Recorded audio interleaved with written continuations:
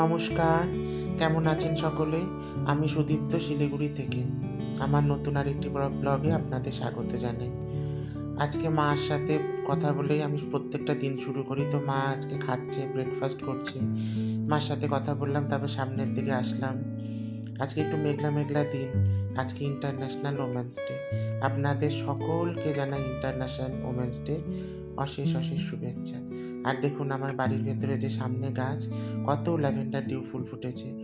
এটার একটা সবথেকে স্পেশালিটি হচ্ছে ফুলটা যখন ফোটে সেটা ভায়োলেট কালার থাকে, 2-3 দিন পরে আস্তে আস্তে আস্তে আস্তে ফিকে হয়ে হয়ে সাদা হয়। আর অদ্ভুত সুন্দর তার গন্ধ। তো যাই হোক, স্নান টান করে ব্রেকফাস্ট করে বেরোলাম একটু কাজে। কয়েকটা কাজ আছে আজকে। কালকে আমাদের শিলিগুড়িতে কাল আর পরশু ভোট আছে, 9-10 ওয়েস্ট বেঙ্গল বার কাউন্সিলের ভোট। তো সেটা সিরিয়াল নাম্বারটা জানার জন্য আমি একটু কোর্টে যাব। তো সেই জন্য কৌশিকদের বাড়িতে আসলাম। কৌশিকের সাথে আমি আর কৌশিক মিলেই যাব। কৌশিক ভিতরে গেল কিছু আনতে বোধহয়। তো কাকিমা বলছে যে মাছ রান্না করেছে, খেয়ে যাও। আমি বললাম না কাকিমা, আজকে খাবো না, অন্যদিন খাবো। আমি বাড়ির থেকে খাওয়া দাওয়া করেই এসেছি। তারপরে কোর্টে গেলাম। আজকে তো রোববার, কোর্ট এমনি তো বন্ধ, শুধু পুলিশ ফাইল আছে। তো কি সুন্দর কোর্টে সাজিয়েছে দেখুন। যারা দাদারা এবং আমার সিনিয়ররা যারা এখানে কন্টেস্ট করছেন তাদের প্রত্যেকেরই ব্যানার লাগানো আছে। তাদের সকলকে আমার তরফ থেকে এবং আমার শ্রোতা বন্ধুদের তরফ থেকে জানাই বেস্ট অফ লাক। এখানে সবাই মিলেমিশে এক হয়ে যায় শুধুমাত্র বার কাউন্সিলের উন্নতি করার জন্য। সে যে রাজনৈতিক দলের থেকেই হোক, কিন্তু তাদের মধ্যে শান্তি এবং সম্প্রীতির একটা বার্তা বহন করে। সামনে অ্যাডভোকেট অরুণ সরকার দাঁড়িয়ে আছেন। তো ওনার সাথে কিছুক্ষণ কথা বলে আমি বললাম যে যদি আমি অরুণ জেঠু বলি, আমার সিরিয়াল নাম্বারটা বার করে দাও। তুমি হেল্প করে বার করে দিলেন। আর আমার পেছনে দেখুন সবার ব্যানারগুলো লাগানো, কি ভালো লাগছে না? ওখান থেকে আসলাম, বেরিয়ে আসলাম হিলকার রোডে। আমি দুটো টুপি কিনবো সেই জন্য। তারপরে কেনা হয়ে গেছে। তো আমি কৌশিককে ভিডিও করছি, ও বলছে করো না আমার ভিডিও, আমি সাজাগোজা করে আসিনি। তো যাই হোক, তারপরে আমি আর কৌশিক গেলাম একটু SF রোডে। এখানে জানেন SF রোডে শিলিগুড়ি মিউনিসিপ্যাল কর্পোরেশনের থেকে এই ভ্যান গাড়িগুলোর মধ্যে সব স্টল করে দিয়েছে। এত সুন্দর চা, মোমো, চাউমিন, লিট্টি চোখা, মোগলাই, অনেক ধরনের খাবার পাওয়া যায়। আমি আর কৌশিক তো প্রায় প্রতি সানডে এখানে আসি, চা টা খাই, অনেক কিছু স্ন্যাক্সও খাই। রাত্রে আসলে লিট্টি চোখা, মোমো, চাউমিনও খাই। তো আজকে আমরা চা খাবো বলে চা নিয়ে বসেছি। এটা দার্জিলিং টি স্টল। আমরা তো দার্জিলিং ডিস্ট্রিক্টের মানুষ, আর আমরা চা খাবো না, চা ভালোবাসবো না, তা তো হতেই পারে না। আমাদের ছোটোর থেকেই রন্ধ্রে রন্ধ্রে আছে সেটা। তো যাই হোক, তারপরে আমাদের চা আসলো, দেখুন কি সুন্দর মাটির ভাঁড়ে করে দিয়েছে। তো কৌশিককে বললাম বিস্কুটও খাবো। আমার শুধু চা কোনো দিন খেতে ইচ্ছে করে না। আমাদের বাড়িতেও যদি কেউ আসে, প্রথমে তো আমরা এই দার্জিলিং ডিস্ট্রিক্টে যেহেতু বসবাস করি, তো আমরা চা দিয়েই অতিথিদের প্রথম আপ্যায়ন করি। তো চায়ের সাথে একটু বা বিস্কুট বা স্ন্যাক্স না হলে ভাল লাগে না। আর আমি তো আপনাদের আগেও দেখিয়েছি, আমি বিস্কুটের কৌটায় বিভিন্ন রকমের বিস্কুট মিশিয়ে রাখি। এক এক সময় এক একটা খেতে খুব ভালো লাগে।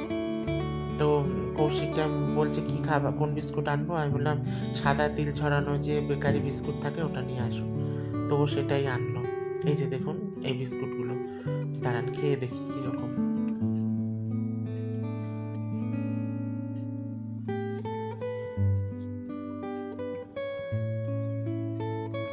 বাহ, খুব সুন্দর খেতে। চাটাও বেশ ভালো হয়েছে খেতে।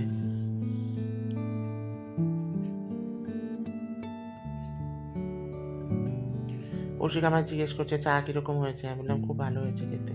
তো তারপর আর কোনো কাজ ছিল না। তারপর কৌশিককে নামিয়ে আমি বাড়ি আসলাম। দাঁড়ান, গাড়িটা ঢুকিয়েছি গেটটা আটকে দিই। আমাদের বাড়ির ভিতরে পায়েলরা তো আবার নেই, ওরা তো বালুরঘাট গেছে কিছুদিন ধরে।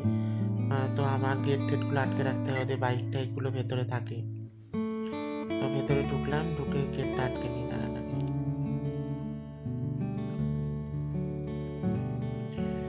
ব্যাস হয়ে গেছে।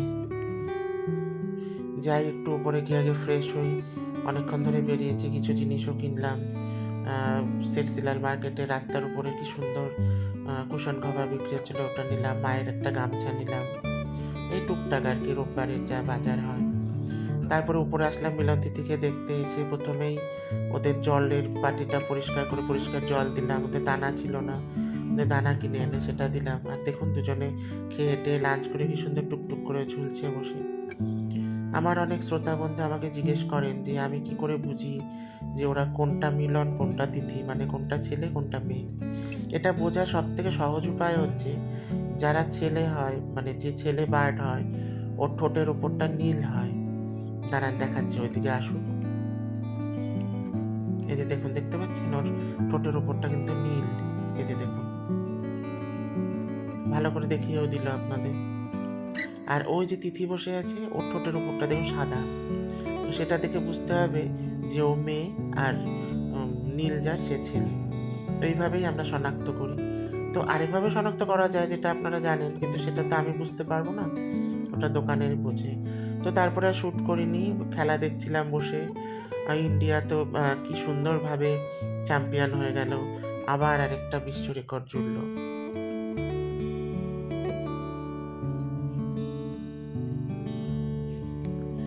তাই আমি তারপরে যখন জিতে গেছে ইন্ডিয়া, তারপরে ওই সব সেরেমনিগুলো দেখে একটু বাইরে আসলাম। দেখি সব বোম টোম ফোটাচ্ছে, কত লোক যাচ্ছে এত রাত্রেও রাস্তা দিয়ে।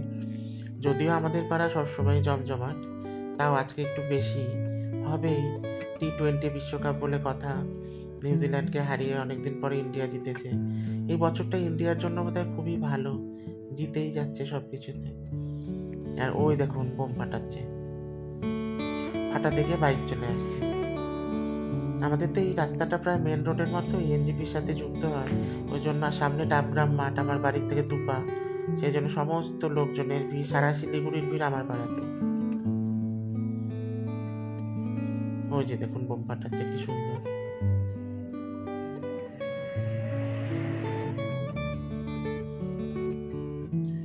তো যাই হোক, আজকের ব্লগটা এখানেই তাহলে শেষ করছি। আমার এই ব্লগটা যদি আপনাদের ভালো লাগে একটি লাইক করবেন, শেয়ার করবেন এবং সাবস্ক্রাইব করে আমার পাশে থাকবেন।